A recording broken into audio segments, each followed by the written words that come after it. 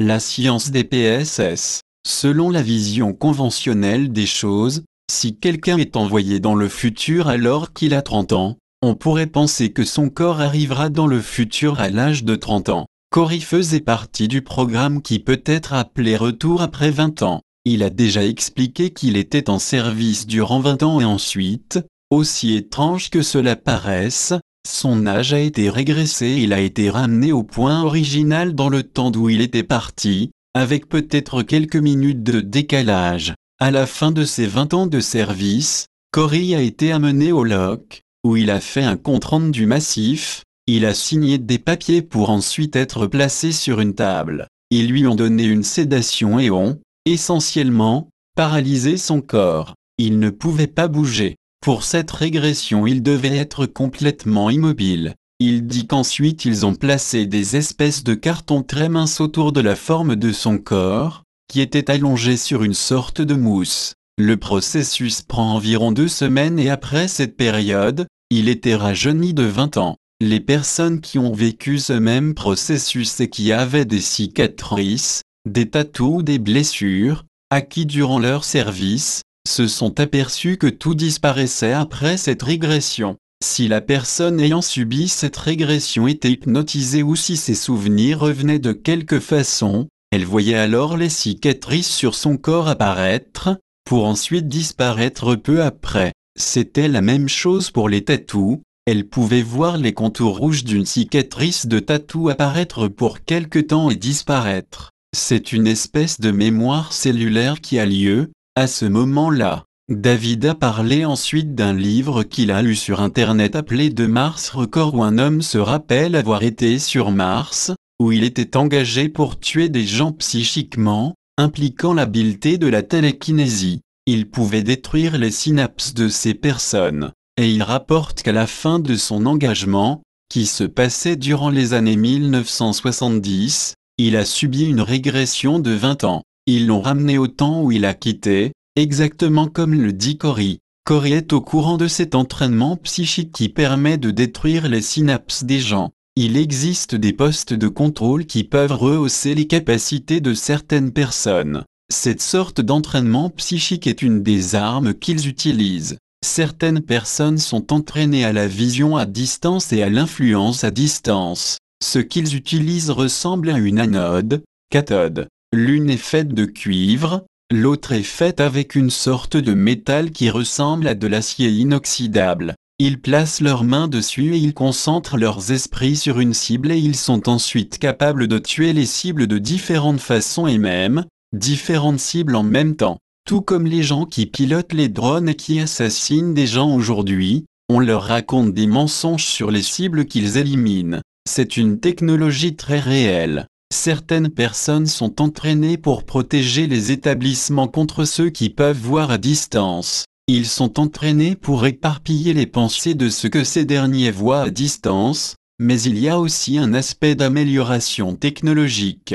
David a demandé à Corey s'il est un super soldat et Corey a dit non, il n'est absolument pas un super soldat, mais il a travaillé avec de telles personnes. Il souligne que ce n'est pas parce que vous avez été entraîné dans les laboratoires de Milab que vous êtes un super soldat. Ces derniers peuvent faire des choses incroyables. Ils peuvent vider complètement leur esprit et laisser leur corps agir de façon instinctive et ils peuvent alors attraper une balle de fusil avec un gant. Corey a déjà vu cela arriver. Il explique que lorsque l'esprit est complètement vide, le cerveau agit avec sa partie instinctive et si quelqu'un vous lance une pierre, votre cerveau réagit un 10 de seconde avant que cette pierre vous frappe.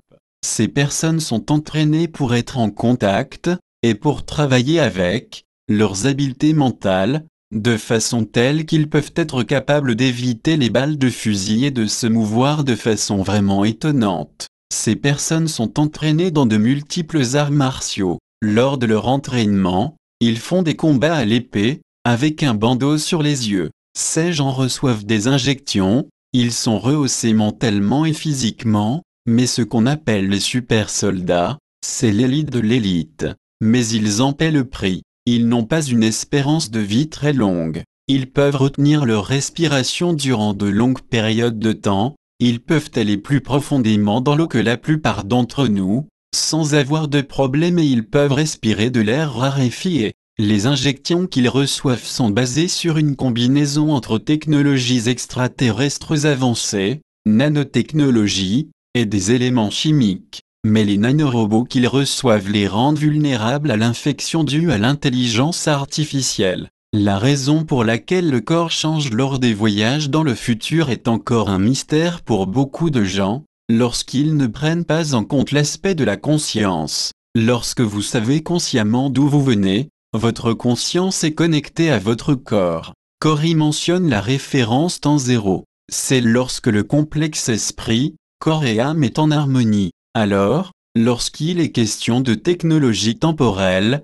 le corps va dans ce temps illusoire, et si l'harmonie n'y est pas, tout va de travers. Par exemple, quelqu'un va dans le futur, où il devrait alors avoir 70 ans, et lorsqu'il revient au temps zéro, son corps vieillit très rapidement jusqu'à l'âge de 70 ans. Il semblerait qu'il y a une technologie qui a été développée, avec l'aide des extraterrestres, pour changer la référence temps zéro, afin que les gens qui voyagent dans le futur ne se voient pas soudainement vieillir. Corey est certain que ce n'est pas seulement de l'ingénierie humaine. Il pense que les extraterrestres ont aidé à perfectionner cette façon pour résoudre le problème du vieillissement. Il y a des tampons installés dans les vaisseaux qui ont la capacité de plier le temps, des technologies temporelles, et il y a eu certains cas où les gens allaient dans le passé pour être témoins d'événements historiques.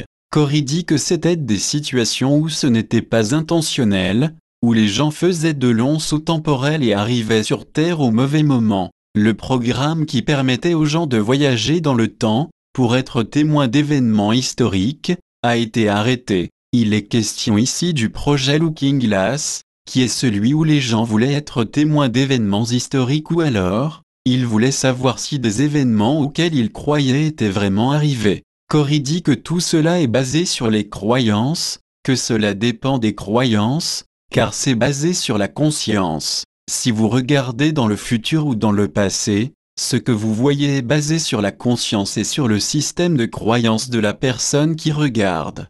Plusieurs personnes ont tenté d'être témoins de l'assassinat de Lincoln, mais les rapports étaient différents, car cela dépendait des idées préconçues et des croyances de ceux qui regardaient. Lorsque la nature de la recherche était théologique, il y avait des rapports différents. David mentionne l'émission Dr. Who où le personnage principal se déplace dans une cabine téléphonique qui agit comme portail. L'informateur Daniel a dit à David qu'il y a beaucoup de vrai dans cette émission. Corey lui mentionne alors qu'il y a des vaisseaux qui sont plus grands à l'intérieur qu'à l'extérieur, tout comme on voit dans l'émission, alors que la cabine téléphonique est plus grande à l'intérieur qu'à l'extérieur. De telles émissions existent pour implanter une semence dans le subconscient, pour nous préparer à la divulgation, mais quelques-unes de ces émissions sont aussi conçues pour discréditer les gens qui pourraient venir s'avancer comme informateurs. Corey mentionne qu'il y a beaucoup de gens qui ont fait partie du même programme que lui, le programme avec régression d'âge. Il a déjà dit aussi qu'il y a entre 3% et 5% de personnes sur lesquelles l'effacement des souvenirs ne fonctionne pas. Il y a plusieurs façons de savoir si cela est arrivé à quelqu'un. Habituellement, ils ont l'air plus jeunes. Par exemple, si vous avez 45 ans, plusieurs personnes vont penser que vous en avez 35 ou 38. Le vieillissement se passe bien jusqu'à un certain point et ensuite vous vieillissez très rapidement. Il y a aussi des problèmes neurologiques qui sont associés, qui arrivent habituellement autour de l'âge de 30 ans à 40 ans. Il y a différents problèmes physiques comme le syndrome du tunnel carpien, des problèmes nerveux aux extrémités, de l'épilepsie, des problèmes oculaires, et quelques personnes commencent même à avoir des problèmes bizarres, leurs organes internes commencent à ne plus fonctionner. La technologie de guérison est tellement avancée dans les programmes spatiaux que si par exemple, vous êtes paralysé à partir des épaules jusqu'aux pieds, il est possible de faire régénérer les fibres nerveuses dans tout votre corps. Corey aurait eu besoin de la technologie de guérison pour lui-même et pour des membres de sa famille, mais cela lui a été refusé. Ils lui ont dit, Vous ne travaillez pas pour nous. Cory dit qu'il y a même des personnes qui ont eu un de leurs membres amputé que grâce à un moule semblable à de la gélatine, le membre a été holographiquement greffé à leur corps. Tout cela était utilisé au log et aussi dans, ce qui peut être appelé, des vaisseaux hôpitaux, où un champ holographique entourant de la gélatine peut régénérer les nerfs et reconstruire les membres qui ont été enlevés. Toute cette technologie n'est pas divulguée à la population pour la même raison qu'ils empoisonnent nos aliments. Ils veulent diminuer la population. Les êtres des sphères ne veulent pas travailler directement avec l'Alliance des programmes spatiaux secrets. Les programmes spatiaux secrets ont travaillé directement avec les gouvernements secrets de la Terre et leurs syndicats de crime.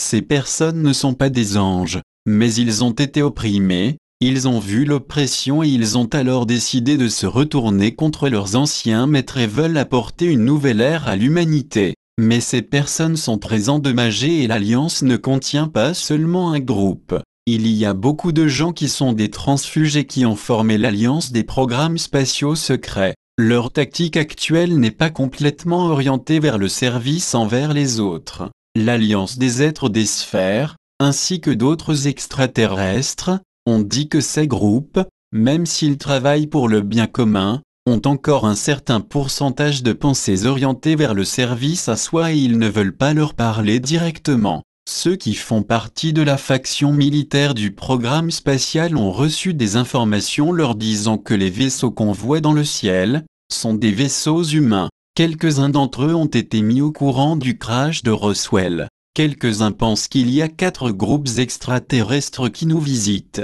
D'autres pensent qu'il y en a 56 ou 58. Cela dépend de quel programme ils font partie. Ceux qui font partie des factions militaires les moins élevées, spécialement les groupes du commandement spatial, comme l'Air Force, quelques-uns de ces groupes croient que tout ce qu'on voit dans le ciel est fait par les humains. Ils se pensent tout en haut de l'échelle, ils pensent qu'ils ont le niveau de sécurité le plus élevé et qu'il n'y a rien au-dessus d'eux. Le NRO est l'équivalent du commandement spatial de l'Air Force, NRO, Bureau national de la reconnaissance, et c'est une organisation navale d'information. Ils sont impliqués dans la géo-ingénierie, l'ingénierie géospatiale, dans le pistage des objets en orbite basse et ils ont quelques vaisseaux spatiaux, qu'ils croient être les plus avancés. Il y a des stations spatiales près de l'orbite terrestre, qui sont un peu plus avancées que la Station spatiale internationale, et ils croient que c'est vraiment le haut de l'échelle. Mais il y a certains individus dans le NRO qui en savent beaucoup plus. Si nous voyons ces plateformes spatiales, elles pourraient nous sembler très futuristes et bizarres. Ces stations sont environ 50 ans en avance sur la Station spatiale internationale. David mentionne l'histoire où le NRO a donné 3 télescopes à la NASA, 3 télescopes qui étaient significativement plus avancés que le télescope spatial Hubble. Ils leur ont dit, nous n'avons plus besoin de ces télescopes, ils sont désuets. C'était pour envoyer un certain message à la NASA, et la NASA les a entreposés et a dit, nous n'avons pas l'argent nécessaire pour payer les employés pour un tel projet. Cory ne croit pas cette histoire, car il pourrait utiliser des employés qui travaillent sur le projet Hubble et les assigner à quelque chose qui est 10 fois plus puissant que Hubble.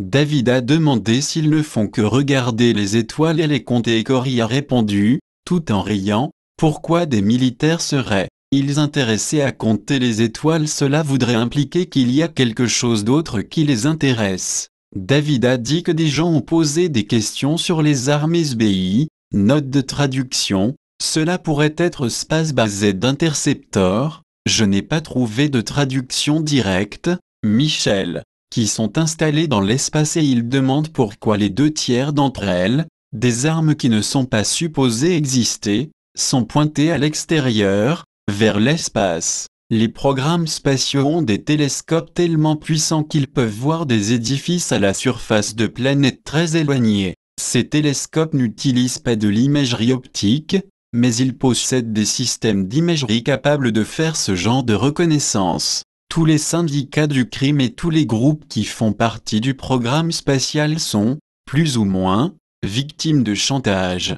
Plusieurs d'entre eux ont fait des choses épouvantables et ensuite cela reviendrait contre eux, s'ils décidaient de parler et de tout divulguer. C'est une des façons grâce auxquelles les gouvernements secrets de la Terre s'assurent que personne ne soit jamais au courant du programme spatial. Toutes les personnes faisant partie de l'alliance des programmes spatiaux secrets ont fait des choses horribles, qu'elles tentent maintenant de réparer. Publié par Au-delà du maintenant.